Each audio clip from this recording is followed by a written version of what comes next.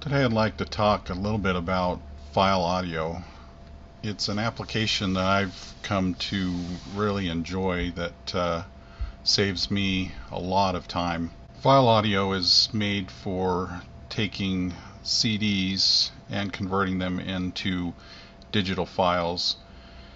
The nice thing about Phile Audio is you have the option to do multiple file types at a time. So when I go to do a disk, not only can I do MP3, but I can go ahead and also do a FLAC version and an OGG version all at the same time. And that, again, that saves me a lot of time. And it does them all at the same time. So when you do a disk, if I have MP3 checked, FLAC check, and OGG check, it builds all three files as you run the disk through the system. One of the other things that I like is the naming options. So it gives a lot of options for you to name your files automatically, so I don't have to go back through and clean up my file names. The iTunes integration I can't speak to. I don't use it, so I really don't know anything about how that part of it works. The disk identification uses the FreeDB. It seems to be okay, but again, I mainly use that for music disks and not for what I'm going to talk to you about today, which is audiobooks. The one thing that I do always check on the application defaults is the eject disk after ripping. I have it eject the disk after it's done with the disk, so that way I know when a particular disk is done. I'm going to talk about the books on CD. So where I'm at, physically located anyway, there's options at different stores. A lot of times you can go there and you can get closeouts on discs that have been sitting around too long, and so you can get a book on CD for a pretty decent price, $10 or $15, and even sometimes less depending upon the book. When I'm doing audiobooks, I don't do them at a very high bit rate because it's just spoken word, and use an application, Audiobook Binder, to take those MP3s and convert them into an I4B file, or an M4B file rather. Phile Audio does not come with MP3 enabled, so you do have to download that from LAME and install that, but that's relatively easy, so I don't think I'll talk much about that. I will mention that the automatically locate on computer never has worked for me.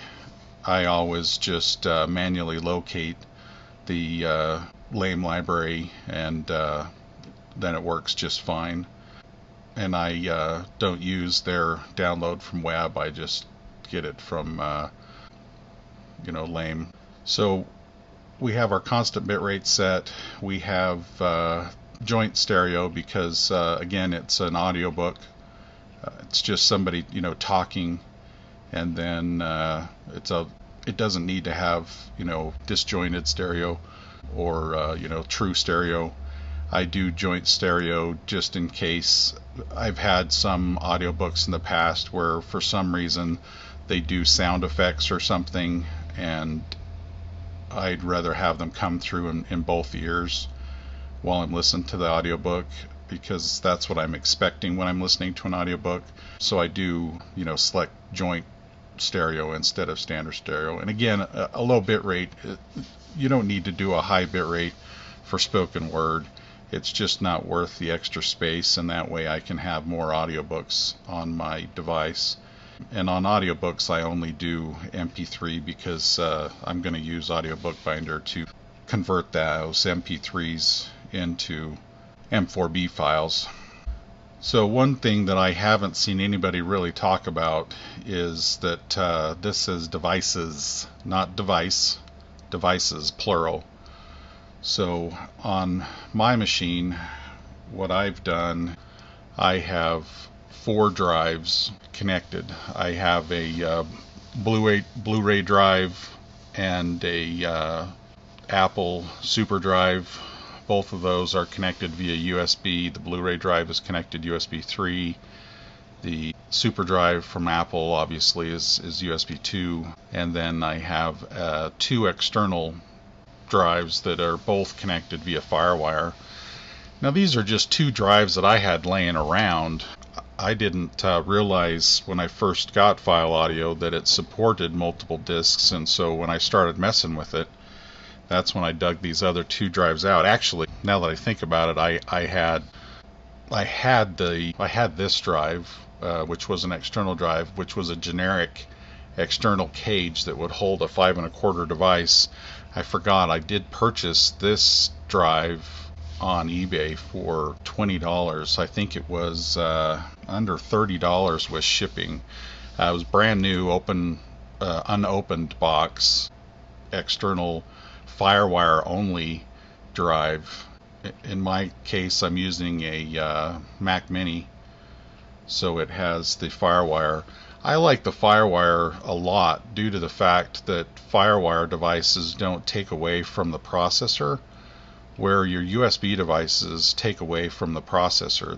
They need the computer's processor to do the work, where FireWire handles the processing of the file transfer and everything as part of the work. So in my case, I have to admit I like the FireWire drives better, but like I said, I already had these 2, the Blu-ray drive and the Super Drive, an external generic FireWire. It's actually a combo unit. This one's actually a combo unit. Works either via FireWire or USB 2. The funny thing is under USB 2 it's extremely slow, painfully slow, and I don't know why. It's always been that way since I got it, but I got it at a closeout at a computer store that I think they were going out of business, or just, yeah, I think they were going out of business, and I ended up getting it for $10. You know, the external cage without the drive. So it's the old style IDE based drive, and then this unit was one that I just, like I said, I bought off eBay for $20. I think it was under $30 with shipping. That is a FireWire only drive. So what I do when I'm doing audiobooks or I'm doing music is I always get my album art ready to go. So I've already got the album art for the book that I'm going to do. It's a Mark Twain book that I picked up on the cheap just the other day, actually a few weeks ago, on a sale. Someone had dropped the container and broke the case, so they were selling it cheap because it was damaged. The other thing I do is I just use text edit and type out the author's name, the book name, the year, and then the number of discs that are in the full book. I take the longest one and copy that so that I can just use the Command C to paste it. So we'll go ahead and get started. We'll eject both of these external drives. They are trade drives, and they have their own power, so they don't draw power. The only device that draws power from the computer is the Apple Super Drive. I'm sure everybody's familiar with the Apple Super Drive. It just plugs in with a single USB 2 cable, and it gets its power from the computer. So as the discs are recognized by the computer, you can see that basically as soon as the computer recognized them, Phile Audio has recognized them. And as we add discs, they'll automatically show up here in this column. And that was the first thing that I noticed. I don't know why I didn't notice it saying devices in the beginning, but For some reason I didn't, and thought that it only supported one CD drive or one DVD drive, like so many of the other applications that I'd used under Windows, or some others that I'd tried on the Mac. So we'll type in the artist.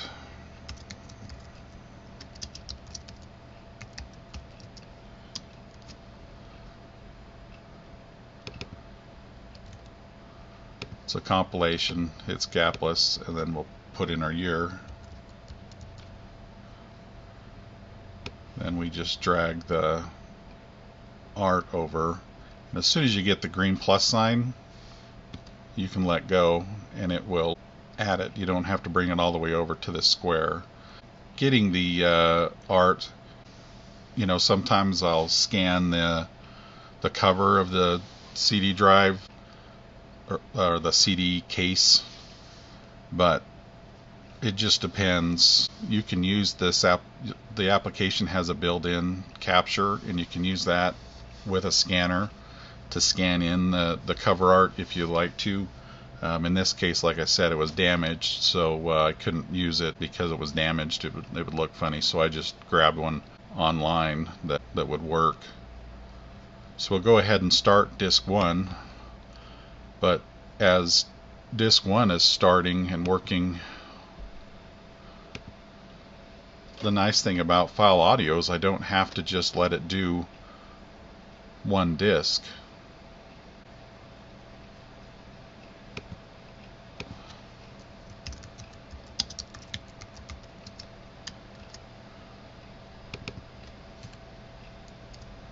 Two of 11.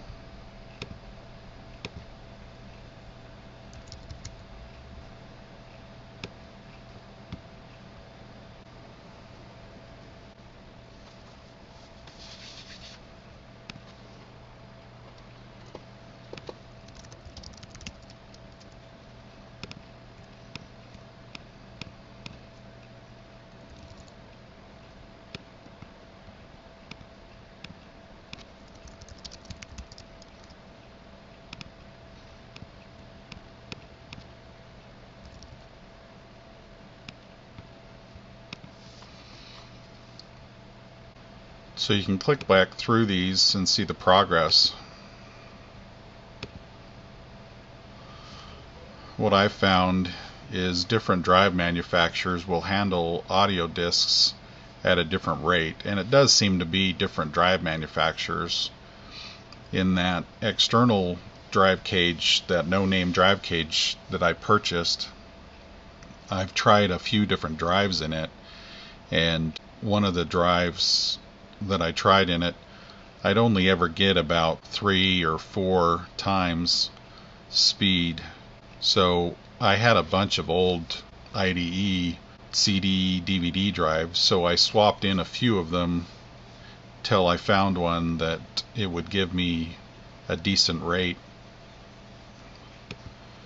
The interesting thing is the NEC is the fastest. Your mileage may vary depending upon the drive that you use, just to the fact that some drives read audio discs faster, and some don't. The super drive is actually one of the slower drives reading audio discs. And it also depends on how damaged the disc is. I mean, sometimes when I buy these, I'll buy them, and like I say, they'll be damaged. So they've been sitting on the shelf or whatever and rubbed together because the case is busted. And so sometimes they'll get scratches or something in the discs, and that's fine. I don't mind if it skips once in a while. As you notice, it's already ejected one disc.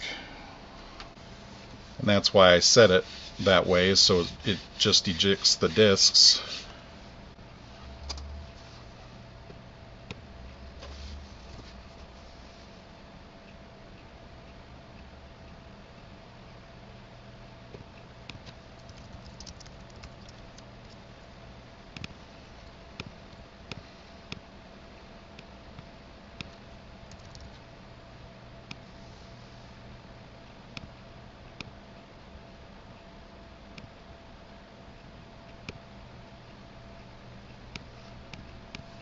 Now again, if you're doing music CDs, realize that it will do all the file types that you've selected in one pass. Obviously it takes longer the more file types that you select, but it does them all with one insertion of the disk, so that too is a great time saver.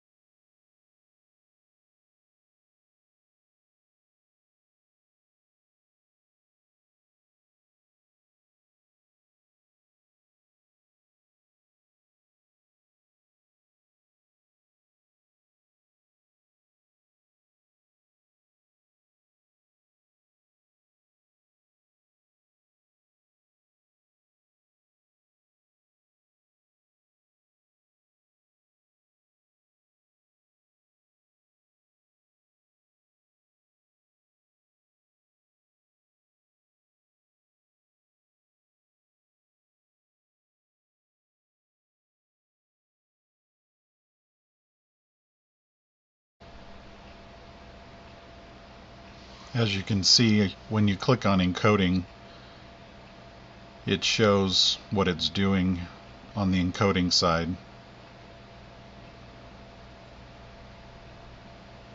1, 2, 3, or 4 tracks all at a given time.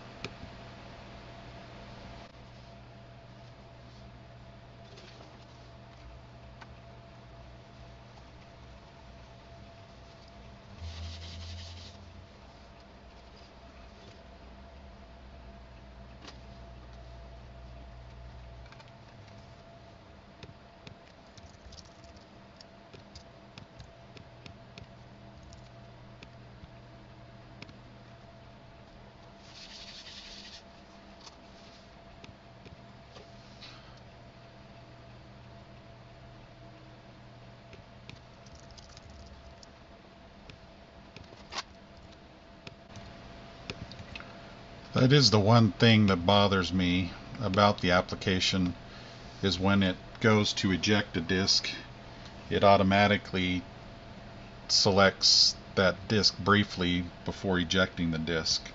So if you're typing in something, as you saw, I was typing in information on disk 11, and it took my focus from disk 11 down to disk 7 that was ejecting right at that moment.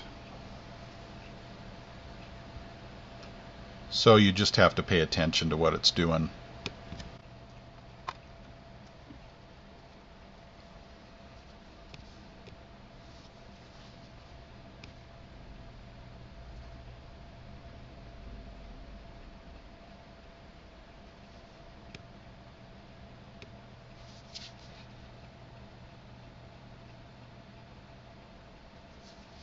Disk 8 had some scratches on it from where the case had broken and the disk had been able to move around in the case, so disk 8 is a slightly damaged disk. Again, that doesn't bother me. It might, bother other people, but that's not the purpose of this video. The purpose of the video is just mainly to show you how easy it is to take a stack of disks with multiple drives and how quickly you can be done with that stack of disks using Phile Audio. Phile Audio is not free, but it's not that expensive. and for what it does for me, it's well worth its price in the App Store.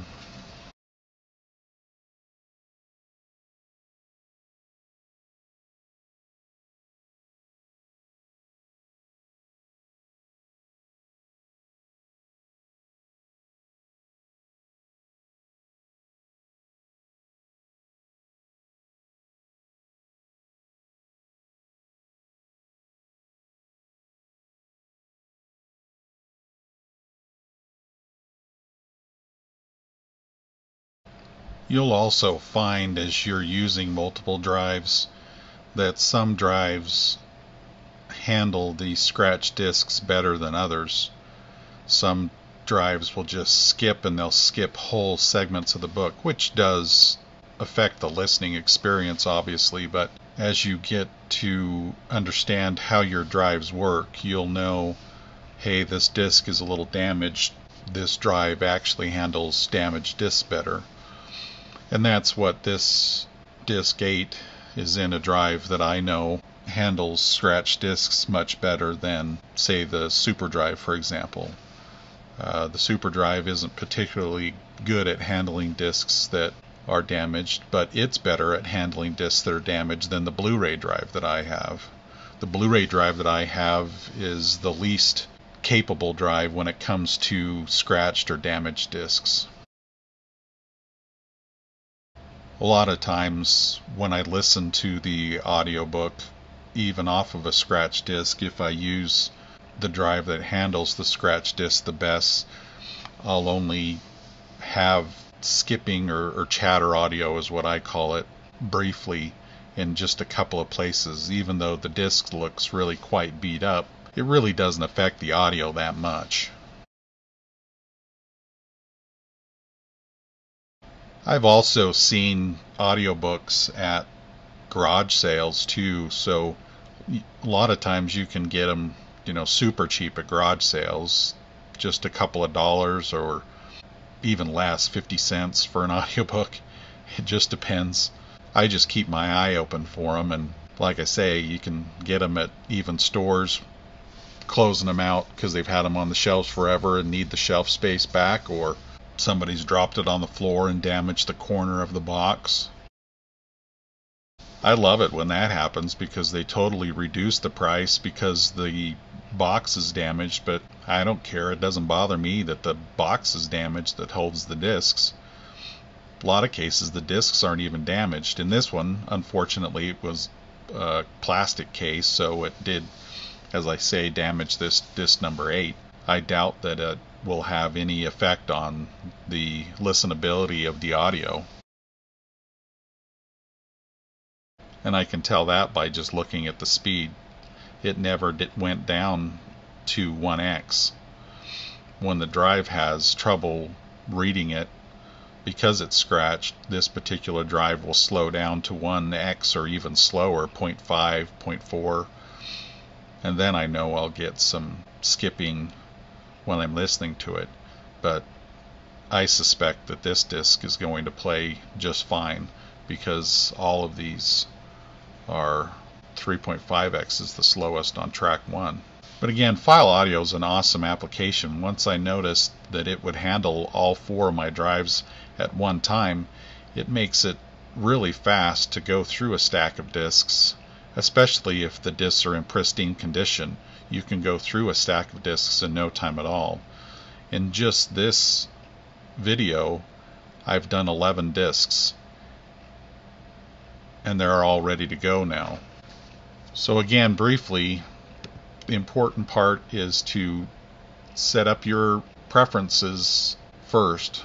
We're using, for this audiobook, just the lame MP3 codec, constant bitrate, joint stereo. Again, we're using joint stereo just for the fact that I want the audio to come out of both ears no matter what it's playing, and mainly because a lot of times I'll listen to an audiobook and just have one earphone in and have my other ear empty, and that way if anything's played in one ear or the other, it actually plays in both ears. And that's just the way I listen to audiobooks. Obviously I don't do that on music discs. Set up your file location, has great paths for setting all that up, as well as your temporary path and your main audio path. Again, iTunes integration I can't speak to. I don't ever use it. I've never used it. It uses the free DBE, but again, I only use that on music discs. I don't use that on audio discs. And then on your application defaults, make sure you check the box for eject disk after ripping, and then it will eject each disk as it completes working with it. Anyway, Phile Audio is a great application that gets the job done in a hurry, especially if you have more than one drive plugged into your system.